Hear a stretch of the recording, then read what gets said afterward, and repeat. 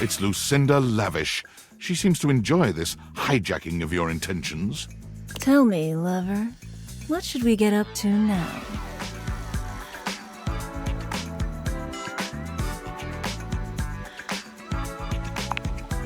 Sure. What are you thinking?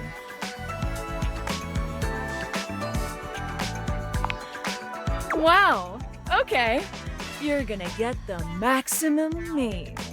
Anything else on your mind?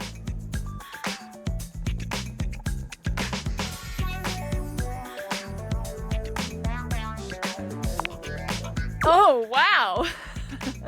Look, I really appreciate it, but this is the most I can get myself in here. But I'll make sure our time together has the most impact. Know what I'm saying? Tell me, lover, what should we get up to now? The very best character in the game. I'm Lucinda Leading Lady.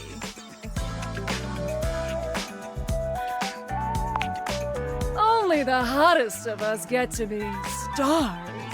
Compliment noted. I've got the most range, the most interesting stories, the most everything. Check out my range. Glass Martin Septai. There won't be any more glass for the winter. Hey, Shunky! What's going on today? Me and Mellywinks are gonna go to the Boom Boom Zoom Room! Side effects may include drowsiness, hypothermia, stomach upset, and turning into a ghost. And each of those lines was recorded in only one take. I'm basically the best actress! In fact, I'll give myself that award right now. Best Actress, Lucinda Leading Lady. Ah, what do you think? Yay! Here. To show you my powers and incredible acting prowess, I present you empathy. See you around, my biggest fan.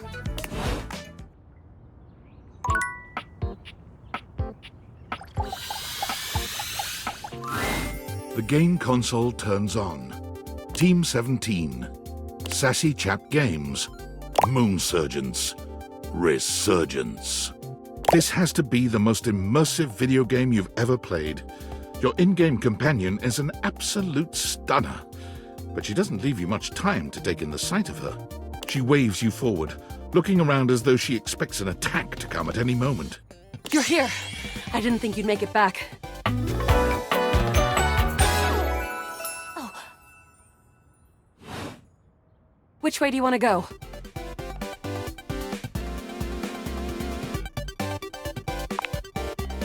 way do you want to go? They're coming. Oh, you just equipped my Zauer rifle, which means that you're thinking of unloading a whole lot of Zaker charges on these scroufs out here. What are we gonna do?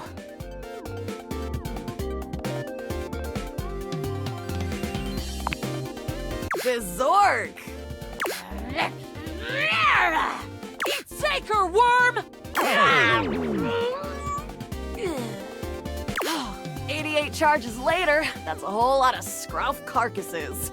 Nice haul. That ought to teach Celine and her goons. We're near the compound of the Upholders. They'll have assassin class Upholders, as well as surveillance class. We'll have to sneak our way in, and probably start dispatching them with utmost violence. You up for it?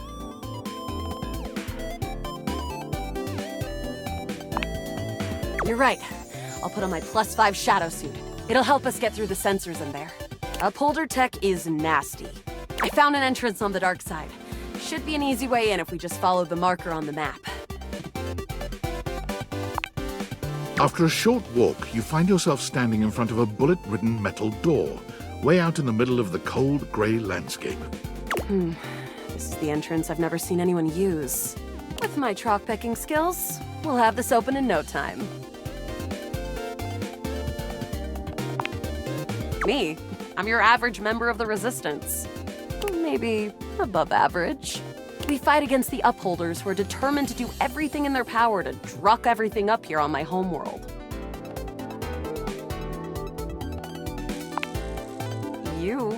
I always thought of you as a companion. Someone who followed me around and gave me advice. Cute, but expendable. Luna picks the lock, allowing you to peer inside. You can see hallways filled with shining electronic doors off into the distance. Here we go. Upholder Central inside. I'm seeing Grunt class Upholders, who shouldn't be too bad. There will be Surveillance class too, which can sound the alarm. It is. Very. How do you suggest we do this?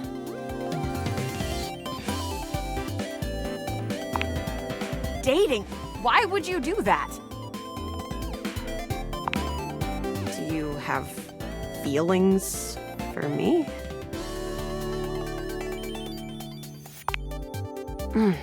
Interesting. See, I'm more familiar with reloading, looting, and corridors personally, but we can try this dating. Luna strides boldly up to a nearby grunt. Hey, Grunt! Want a date? What? You, me, go out and watch a flick. Drive around Hana Town, eat spaghetti in Clarkton. You are a cute one. From the grunt's pocket, a voice barks loudly. Grunt, what are you doing? Get her! Ah, Bits, we've got company. Except for the smitten grunt upholder, who to this day still holds a candle for Luna, the hallways are swarmed with guards. Cease! Cease! Cease! Plasma drites! The battle rages through the halls as you and Luna drop guard after guard. There you are. Oh no. I can't see them. I can't move. You can't quite tell what's happening, but a vast laser peeks from around a corner and engulfs Luna's stiffened form. Bravely, you take Luna's frozen body and crash through the remainder of the hallway. Once she is removed from the power of the strange weapon, she hangs limply in your arms for a moment, enjoying the ride. Is this what dating gets you? Not too bad, I suppose. You run further through the maze-like compound and finally make it to an empty office. Crah. We lost a lot of gear there in the tryst of battle, but at least we still have enough health to get us through to the end. We're getting close. You wanna press on, or should we take a crafting break?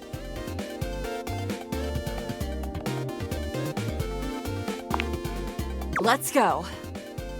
You and Luna make your way through the final threshold and stop right before the entrance. Oh no. There it is. The horror of it all. The way opens up into a large regolith cavern. mining constructs mingle with moon rocks as the terminus of the station is reached. But perched high on the crane next to a large glowing blue crack in the regolith was a well-outfitted spacer who looked just like Luna. You came just in time for the festivities to begin. Celine Moonrise, prepare to die! Luna, you'll never take Crescentia's power.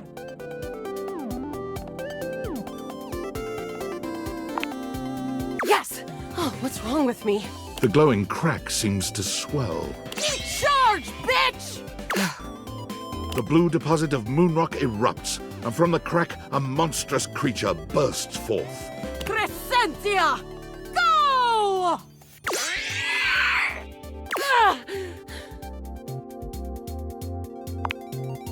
Ha! Easy! The battle is fierce, but ultimately Crescentia and Celine fall to the ground, presumably dead. Wow! Did that without even a single save. Great job, Yael. I couldn't have done it without you.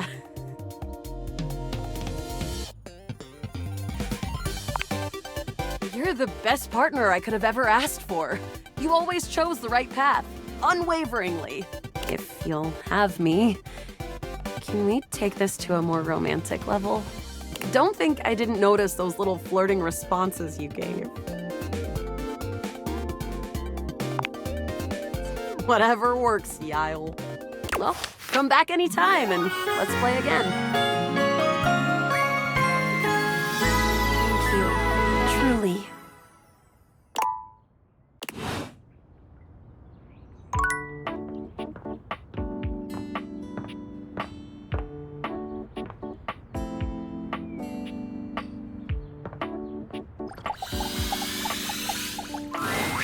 Shadow Lord greets you in his own unique fashion, throwing his arms open wide as he calls out to you.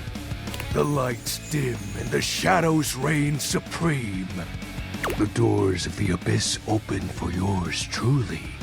Ah, a dark day to you, my penumbra. Ooh, I have something I want to show you. Evidence of my power returning. During our previous exchange, you questioned if our discussion was monumental in any way. Now, observe closely. Come to me, servants of the night! Shadow Lord stands stock still, arms spread wide with his head tilted up. He seems to be waiting for something. Ooh. Ah. Ooh. He starts, turning to look at something you can't make out. He points triumphantly. There! Do you feel them? You feel a tickle at your leg.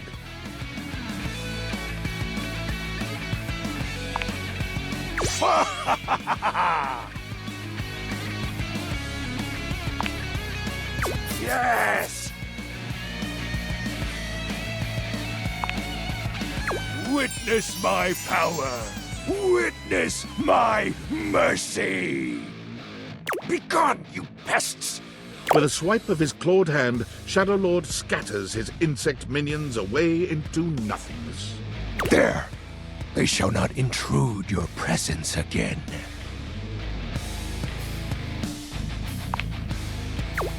Shadow? Oh, that's nice. I have to say, Penumbra, I'm quite surprised. Your unfamiliarity of the dark is unexpected. This resistance to the colligiosity must be reversed. Perhaps your soul is not attuned properly. Training is in order.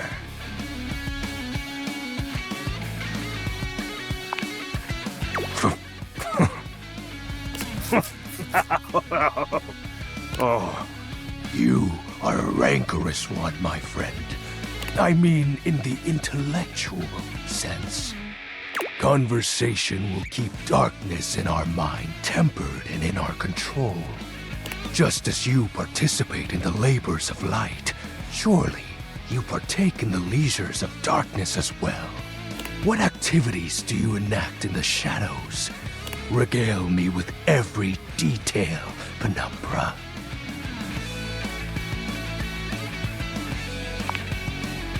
Elaborate. What's the matter? Stuff is hardly a sufficient description. Answer me properly, Penumbra. Excuse me? I feel as though this conversation is actually reversing my power.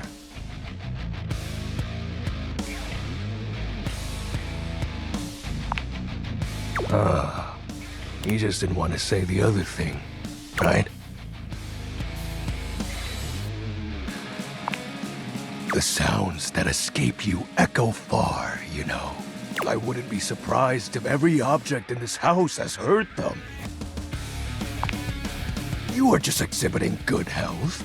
Nothing to be ashamed about. And if I may be upfront, each breath you let out during is admittedly adorable. I will when I'm ready. I am grateful to you for providing me more insight into your life. Behold, our corrupted bond grows. Something troubles you, Penumbra? My nightly activities.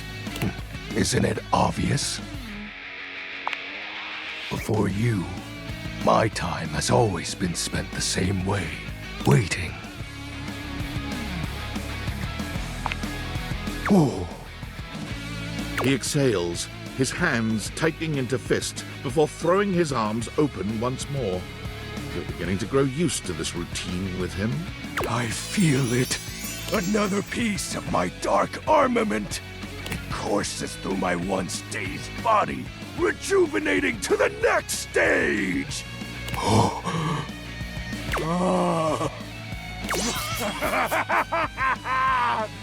Excellent. My form is stronger, yet still incomplete. Until next time, Penumbra. Oh, and I do hope you have a pleasant rest. You'll need to conjure as much void aura as you can for our next ritual.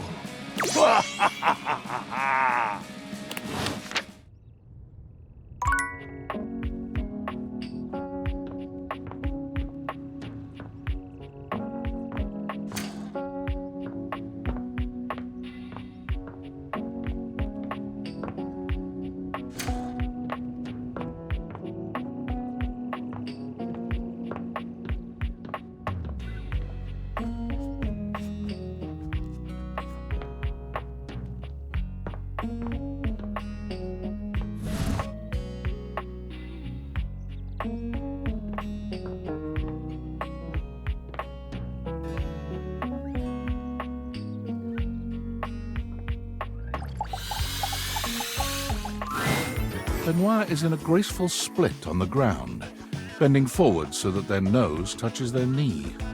They smile when they see you. They take their sweet time getting up.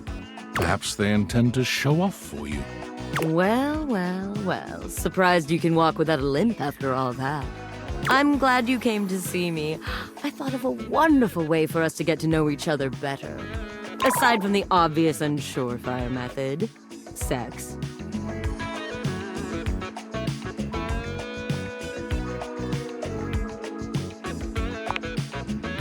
Sex, for one. But aside from that... They pull a small black and red box out from a drawer. Sexy questions for sexy people. A card game designed to help couples working on their intimacy. Not that I need any help with my intimacy, but you seem a bit shyer than me, so we might as well make a game of it. Benoit draws a card and reads aloud to you. What is the wildest place you've made love?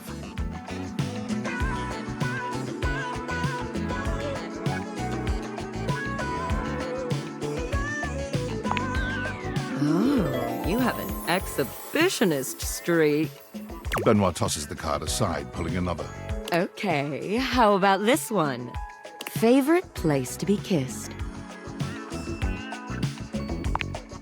Oh, yes, I like the way you think. For the record, my favorite place to be kissed is just above my hip. You know, if you were curious. Benoit rummages through the cards, frowning at the ones they pull up. Surely there are some more interesting questions than this. Oh, God, no, not this one. Eventually, they finally pull one that puts a twinkle in their eye. Describe your perfect date night.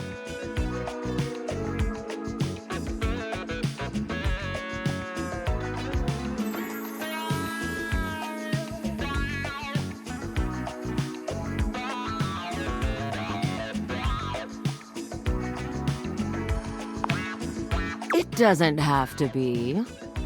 Besides, it'll give me some great insight into who you are romantically and sexually. And to sweeten the pot, I'll tell you mine too.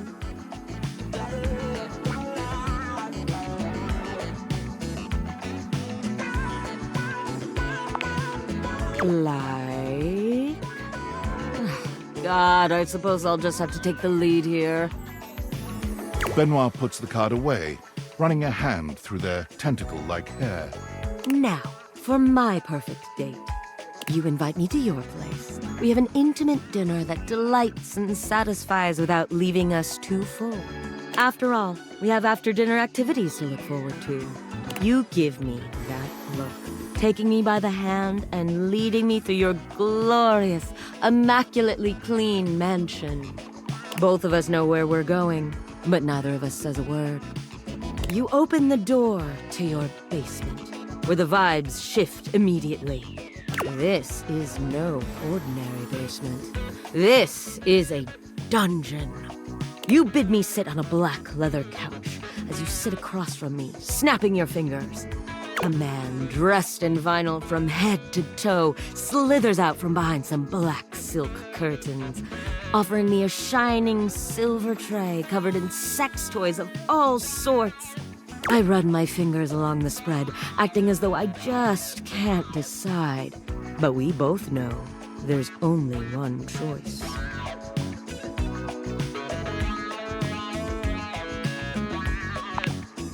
Exactly. The Indominator. You ask me if I'm sure, and I tell you I'm here for a good time, not a long time.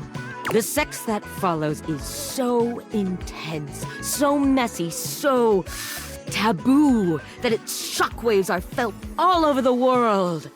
Politicians tremble in their offices.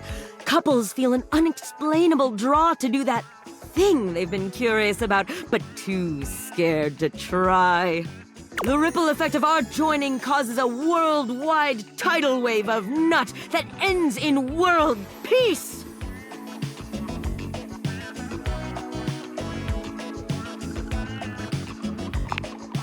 You heard me the first time. Benoit puts the box of cards away, their gaze far warmer than when you started. Well, now with that behind us, how are you feeling? Shall we go for round 2?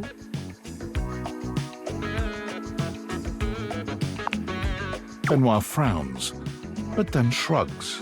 Well, it is intimacy. Very well then. Sleepover it is.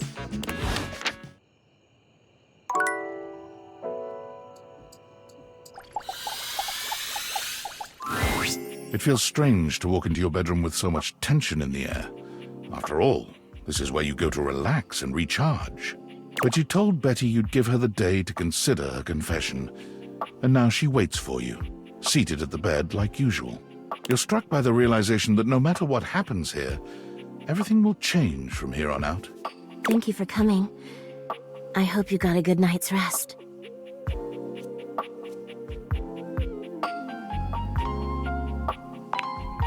Oh, thank you for saying so. I slept even worse than I normally do these days. I had too much on my mind. And there's too much at stake here. I suppose there's no point in beating around the bush here, is there? What do you think? Of me? Of the idea of us? Is there hope for us to be more than just two partners who sleep together every night? Oh my god, really? You really feel the same?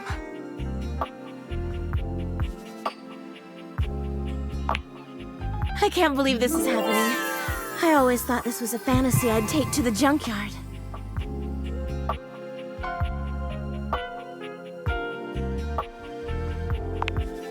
Don't you worry your sweet little head about that. I don't expect you to sleep with me every night, or ever. And you being with me doesn't mean you can't be with others. I have my own fun, after all. I'm just so happy we can be together now. I honestly don't even know where to begin. I feel like I know you so well, but I want to get to know you better. And you must want to know me better. After all, I've only ever been a place for you to lay your head at night. You've never seen me for who I truly am until now. Tell me what you want from me, my love. All I want to do is make you happy.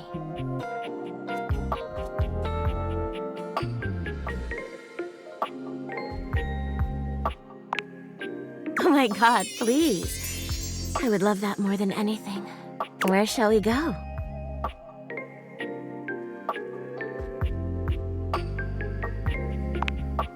Ooh, I love the sound of that. As you walk through the house with Betty on your arm, you attract quite a bit of attention.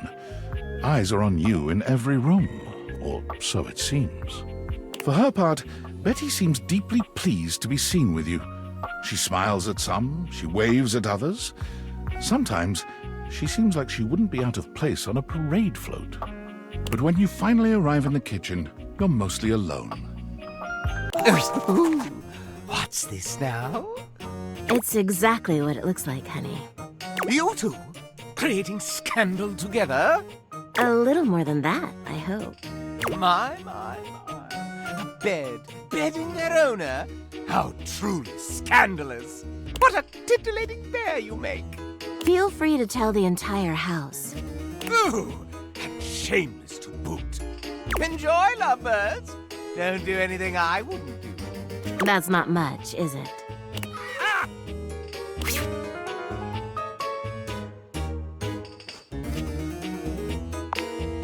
Oh, don't pay him any mind. Scandelabra just loves a bit of gossip. I really don't care what we eat. I'm just so happy to be here with you. With that said, what did you have in mind for us, sugar?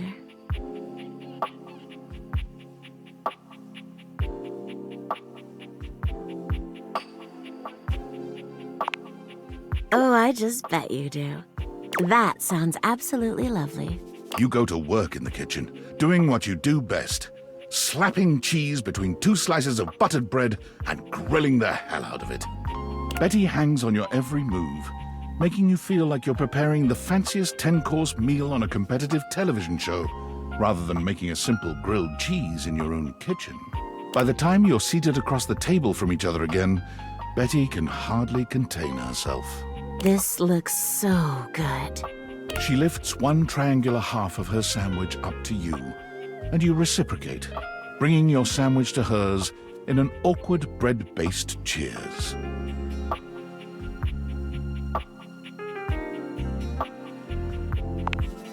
To that blabbermouth telling everyone how sexy we are together. Betty brings the sandwich to her lips and takes a delicate bite, though the sound she makes is anything but delicate. Oh. Amazing. I'm gonna need a good nap after this. You really are good with your hands, aren't you? I wanted to have a nice date, but I really think I'm gonna need to retire to the bedroom after this. Maybe we can continue this there. Lead the way. Climbing the stairs to your bedroom with a bed holding your hand feels strange, in the best way. You've been sleeping with Betty for years, but this is your first time truly sleeping with her. She envelops you in her sweet embrace, and it feels as if this is where you were always meant to be. How did you ever sleep without Betty holding you? What even was sleep before now?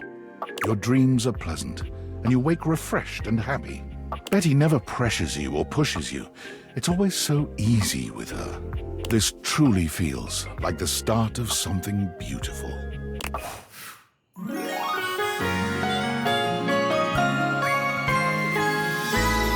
You're just a dream come true.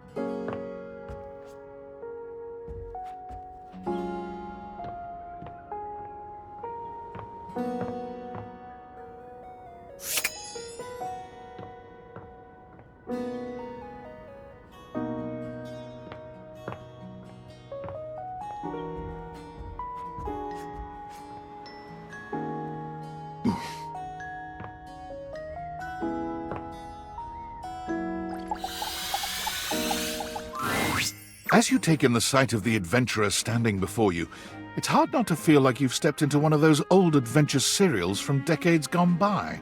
Even though she's decked out in cardboard and masking tape, she looks like she's ready for anything. An extension cable whip wound around her arm and a daring grin on her pretty face. Oh, for God's sake, you're finally here! I was beginning to wonder and worry, and then I thought, gee, I guess I'll just have to go ahead and do it myself. But that probably wouldn't have been such a bad thing, because let's face it, I'm exemplary. But you're here now, so let's get cracking. I assume you brought your tools and knowledge and probably a snack of some sort?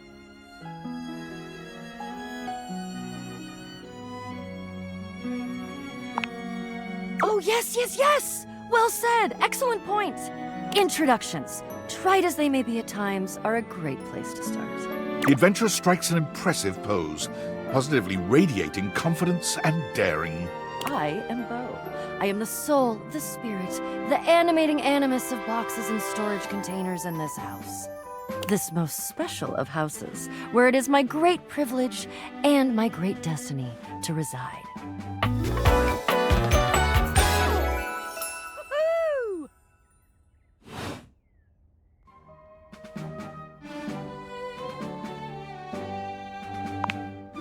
Ah, indeed I am. I am about to embark on a great quest. That's what I do after all. I quest. I am an adventurer. I am a great explorer. I'm also an avid reader. I enjoy walks and secluded mountain hot springs, trips to the beach studying turtle migration. Anything involving the words ancient, sacred, statue, gem, or priceless piece of history. Wink.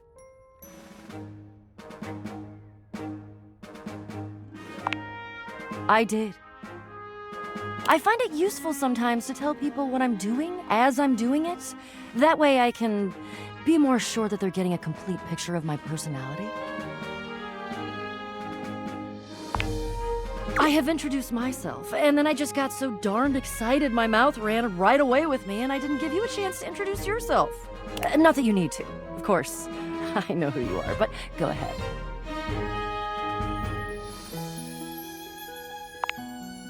I know that you are the... well...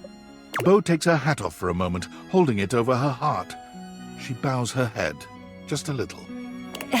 It is my great honor, my passion, my destiny to have the opportunity to follow my path. Alongside you, the leading houseologist, to whom I owe such a debt of gratitude and respect.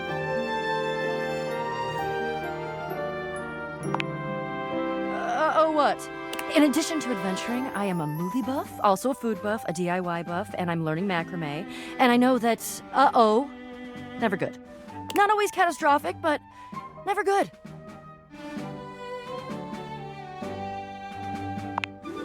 Oh. Yep. Sounds like was indeed the mot juste. Bo returns her hat to her head, her reverent expression fading into a rather more sour one. Damn it. Ugh. So that means I'm bringing a complete greenhorn on my quest?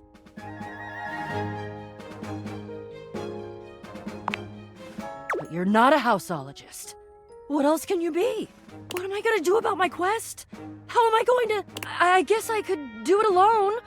Like I said, I'm pretty great, and I've done all the research. I was just hoping for another trained and passionate expert to go with me, but no.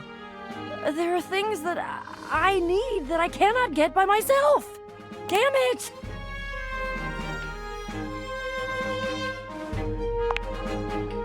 Yes. Well, I don't mean to offend you or anything, but for all I know, you're a donkey in a human suit.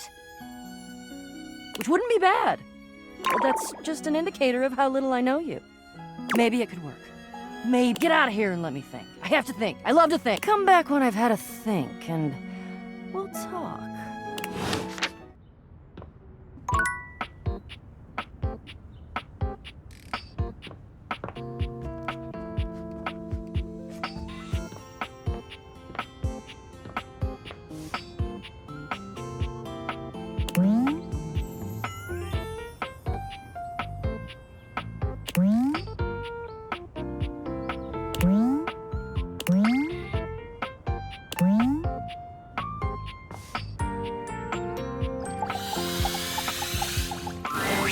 A petite pirate glares at you. There's so much to take in here. But you don't dare to get a good look in when he looks like he's contemplating running you through.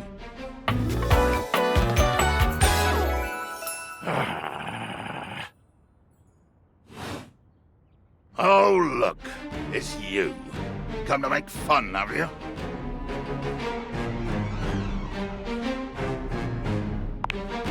Who else do you see? Do you legitimately imagine anything that cascaded out of that prompting, nagging mouth of yours could shock me? Do you honestly believe I could be shocked?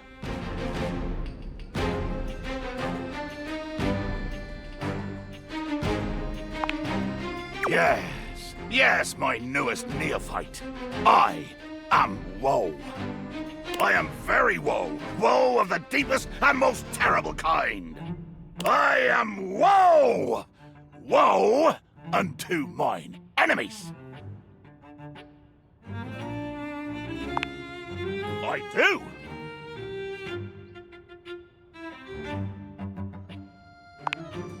Oh, it's a bottle joke then. Your first shot is fired, cannon roaring at the attack. The wind of the hunt cracking, the spray flying, the bowsprit dripping bloody avarice as you come for me.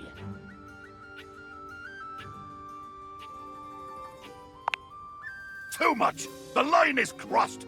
Your pitiful life is forfeit to my magnificence.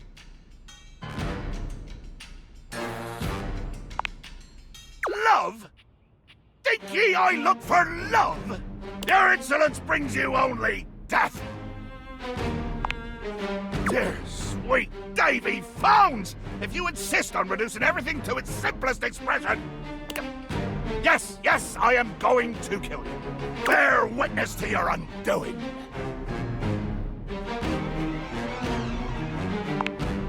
Can you not feel it? Do you beg for quarter? For mercy from the most murderous, blood-eyed codger to plough the fathomless flood? Of course I am! I am killing you, right now! I'm tearing you limb from limb and dangling your bits from the rigging to tempt the crows! You take a moment to inspect yourself. Your limbs and bits all appear to be just where you left them. Oh, I am! I'm filleting your sorry rind. In my mind. Damn your hide, speculative! It's as real as the snap of sail in the wind, the squish of flesh and bone as it makes way for my blade.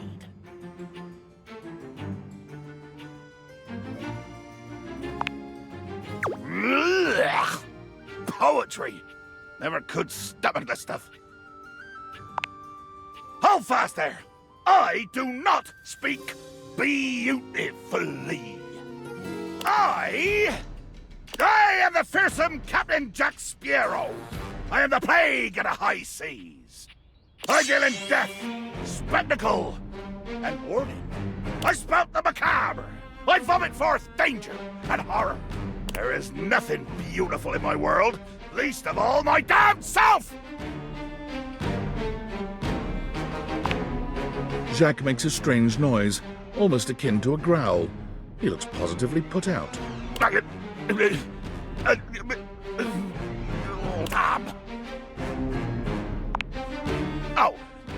Nothing. I was hoping you would argue with me and I could try and kill you again. It makes me growl when people are conciliatory.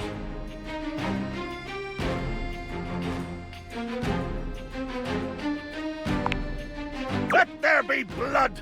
I load my cannon with heavy iron rounds to tear through anything and everything you might pray to put between us.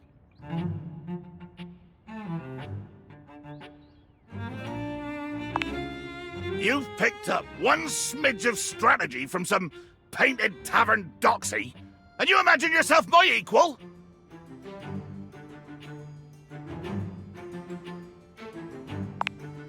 Ha! The gal! The muxie! My pantaloons tent in anticipation. Jack falls silent, his cheeks ruddy. Perhaps he didn't intend to say that part out loud. Oh. Jacques looks all around the room as he speaks, one hand awkwardly clutching his sword handle. You've never seen him look so unsure of himself. You know, I've just remembered that I have to swab the deck. Yeah, the deck needs a good swabbing before I do any intercourse. I mean, killing and battling and all the other lovely violent things. So, another time, post-swab, you bastard.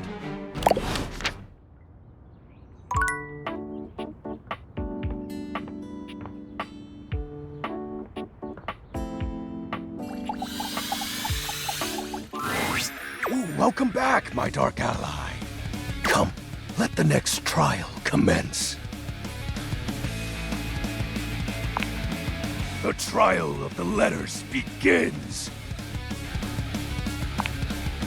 Back before the Great Cataclysm, my comrades and I would partake in spirit-shackling activities. Some have lasted several nights. Others, we simply gave up counting. Are you prepared to begin?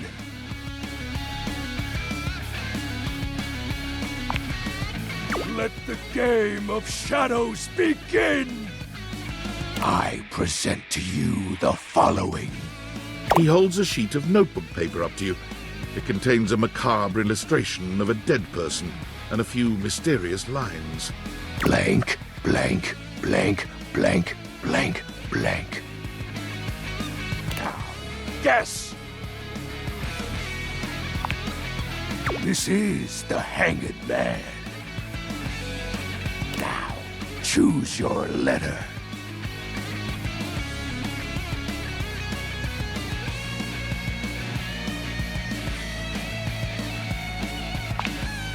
There is an A. Now, choose your letter.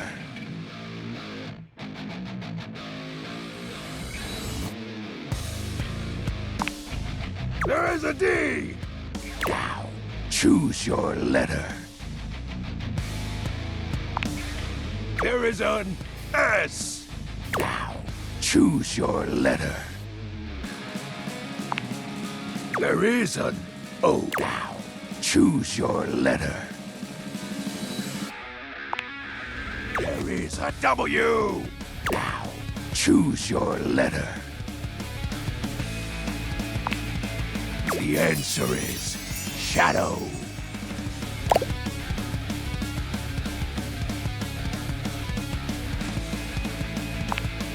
Completely sick. Your turn. Shadow Lord's skull doesn't really have much in the way of expression, but he seems a bit smug. I'll have you know that among my dark cabal, I was the leading player. Think to yourself, what is your mysterious text?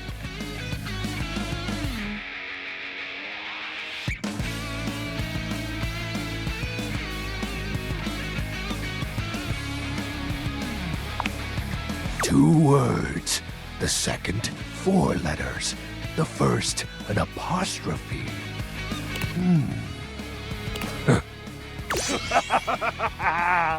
This is most certainly a declaration of praise and endearment.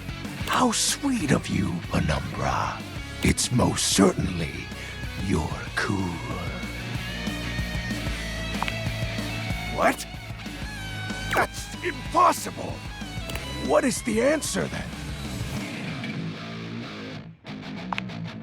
Shadow Lord falls silent as he tries and fails to process this compliment. Ooh. Oh, well. I see you've chosen the path of flattery. As are you, Penumbra. Very cute. Ah, that was entertaining. It's been eons since I played the Hanged Man. Last time, I engaged in a mighty face-off with Lunar Knight that lasted until sunrise. Oh, it was legendary. An old comrade from before the Great Cataclysm.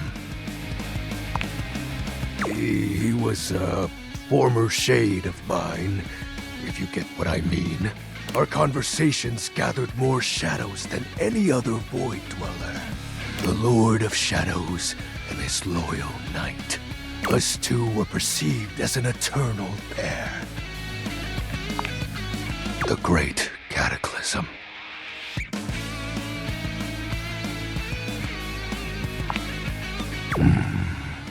Very well. I suppose a proper explanation is owed. Tell me, Penumbra, what do you presume to be a power more fearsome than darkness? We don't live in a world of whimsical tales and fantasy. Not anymore, at least. The overwhelming phantasmic force that realigned the unified lives of my comrades and I is time. There was no one moment or act that caused it. One night, I was with Lunar and my friends, joyfully conversing about whatever came to our minds. Time crept into our dark haven. Distance, a symptom. And then, many nights later, Lunar no longer wished to be by my side. Boredom came next. My friends took less and less interest in our nightly discussions. They too left, one by one. And then, I was alone. You may think it cruel of them for leaving without a proper goodbye. But I respected all of my friends' decisions, even Lunar's. I don't harbor any wrathful thoughts against any of them. I just think back to those days fondly and wonder why time had to come for us. We were happy. I was happy. Oh, Shed not a tear for me, Penumbra. Time comes for us all in ways we don't expect. Normally, I'd celebrate triumphantly at obtaining another armament. That'll be all for today, Penumbra. Thank you for listening to my tale.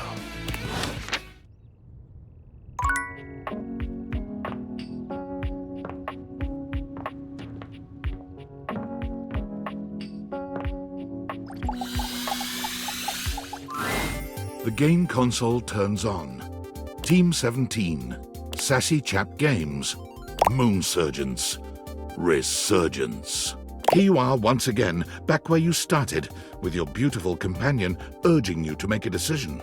She looks at you just the same way she did the last time, with a strange familiarity, but still not quite recognizing who you truly are. You're here. I didn't think you'd make it back.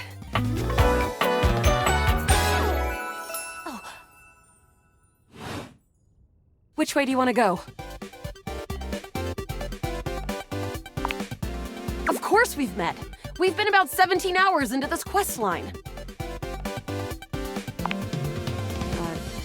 No? I would definitely remember something like that. I've got quest updates and relationship statuses in my Statadex anyway. And I don't see anything about an actual connection we've had aside from mission partners in here.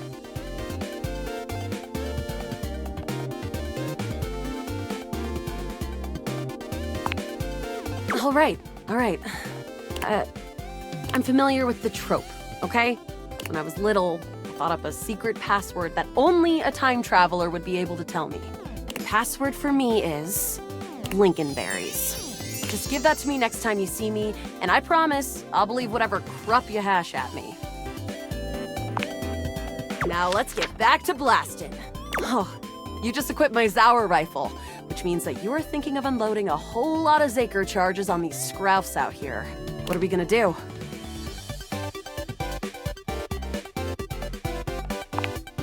Talk to them? Sure, I guess I'll just put my weapon down and wait for the bullets to whiz through my skull. Damn, all this yapping and now we're overrun. I'm shooting! 88 charges later, that's a whole lot of scrouf carcasses. Nice haul. That ought to teach Celine and her goons. We're near the compound of the Upholders. They'll have assassin class Upholders, as well as surveillance class. We'll have to sneak our way in, and probably start dispatching them with utmost violence. You up for it?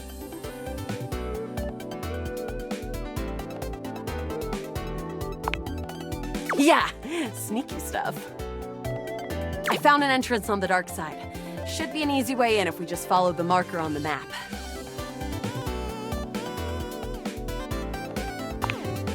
To defeat the final boss.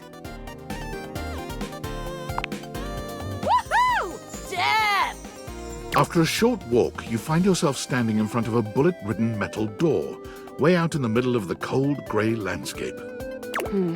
This is the entrance I've never seen anyone use.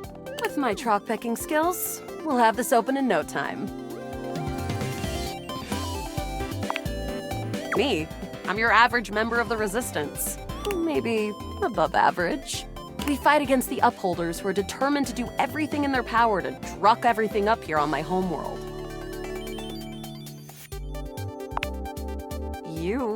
I always thought of you as a companion. Someone who followed me around and gave me advice. Cute, but expendable. Luna picks the lock, allowing you to peer inside. You can see hallways filled with shining electronic doors off into the distance. Here we go. Upholder Central inside. I'm seeing Grunt class Upholders, who shouldn't be too bad. But there will be Surveillance class 2, which can sound the alarm.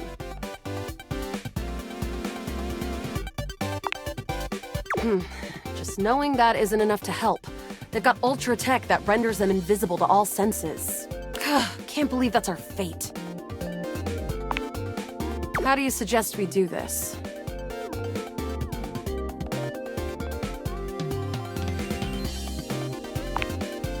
That makes sense. Using all your available grace and patience, you and Luna slowly make your way down the corridors. Close behind me, Yael. You drift past both grunt and surveillance upholders with ease. Good choice on the stealth. I usually prefer the part where we... There you are. Oh no! Assassin! From your stealthy vantage point, you can get a vague sense of what's happening. A vast laser juts out from some sort of holographic human from down the end of the corridor. The light engulfs Luna and renders her immobile. Bravely, you take Luna's frozen body and crash through the remainder of the hallway. Once she is removed from the power of the strange weapon, she hangs limply in your arms for a moment, enjoying the ride.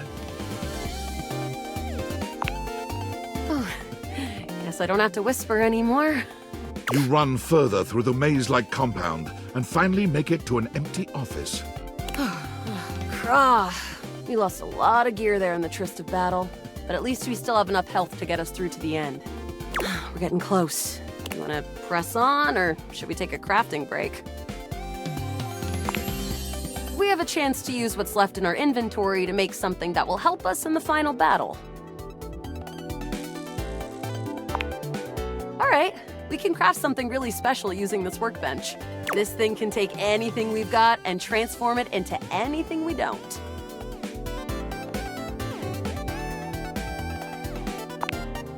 Yael, I gotta say, you think I'm spoots or something? We're still in the same timeline where I told you that. That's not gonna convince me of anything. Okay, let's get started with... Got it. And then? Got it. And then? Got it. And then? All right. I don't think that's gonna give us anything we really need, unfortunately. But there's no reason to lose hope. Let me just put these together and... It's pretty globular, which is always good for defense. The wood gives nice heft, raising our attack. The scrouf skin makes anything look a lot better for comfort. We've got an amazing new piece of armor from this. That'll help us in the battle ahead. You and Luna make your way through the final threshold and stop right before the entrance. Oh no. There it is. The horror of it all. The way opens up into a large regolith cavern. Mining constructs mingle with moon rocks as the terminus of the station is reached. But perched high on the crane next to a large glowing blue crack in the regolith was a well-outfitted spacer who looked just like Luna. You came just in time for the festivities to begin. Celine Moonrise, prepare to die! Luna, you'll never take Crescentia's power. Crescentia, the goddess of the moon. We found her in 2066. And next year, she'll be destroyed, leaving us free to harvest.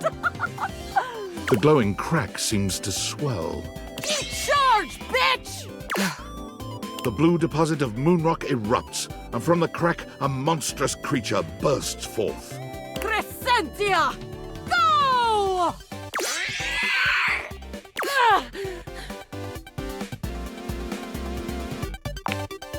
What? Love has like 0 attack!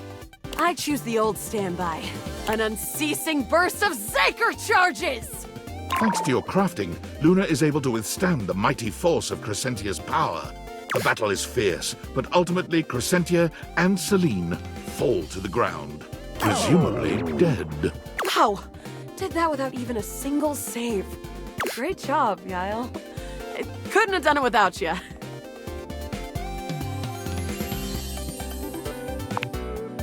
Well, I'd love to be friends with you. Even though it can be dangerous out there in Novaya Moskva, having a real friend by your side means you keep your KD ratio way down.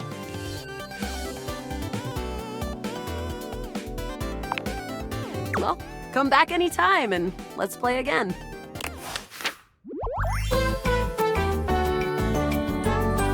My friend.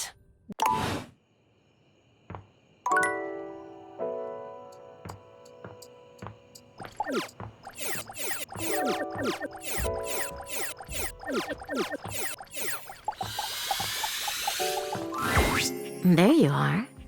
I was just thinking about you, you know. How about a hug?